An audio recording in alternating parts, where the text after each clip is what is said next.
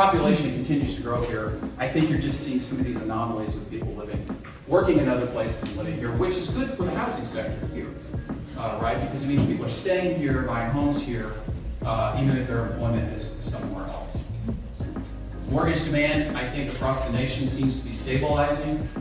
I want to call it maybe a bottom. I don't feel like it's getting a whole lot worse, but we're not getting any better either. Right, it's not jumping back up, and until interest rates stabilize and come back down sustainably, I think you're going to see this pattern kind of continue about bottoming out. That's looking at it nationally. Listings here in the Killeen area are picking back up after a bit of a lull. Some of that's probably just because you have a pretty transient community, and people have to move when they have to move. When they get reassigned by the military, they have to move, and so some of this could just be that picking back up. Across the nation, you're not seeing this happen. Why? Because people have golden handcuffs. They got put in 2.5%, 3% mortgages, and who wants to buy a new home at 7%? When you're sitting in a 2.5% to 3%. So you're going to continue to see sort of tight housing markets across the country, but it is loosening a little bit here in the Killeen area. It's not all bad. Looking at home prices, this is fascinating. So the national average is the blue line.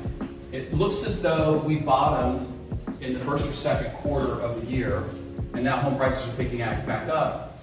Y'all really never bottomed. Y'all continue to go up in terms of home prices here. So that tells me supply and demand are very healthy from a building perspective, and now there's a little bit of a tick down. It can be noisy data, but you can see the pattern is pretty strong, and I think it's positive.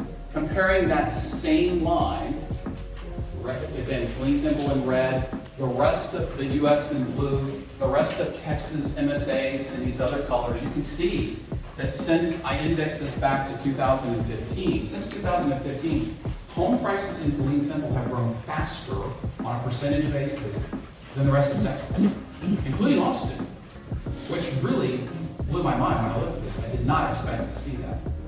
Why? Because Austin prices were already high in 2015, and they've grown, but the percentage growth is not as strong as here. So when I say that you stand out on the metrics of these tools that I use as a hot housing market, they actually have heat indexes.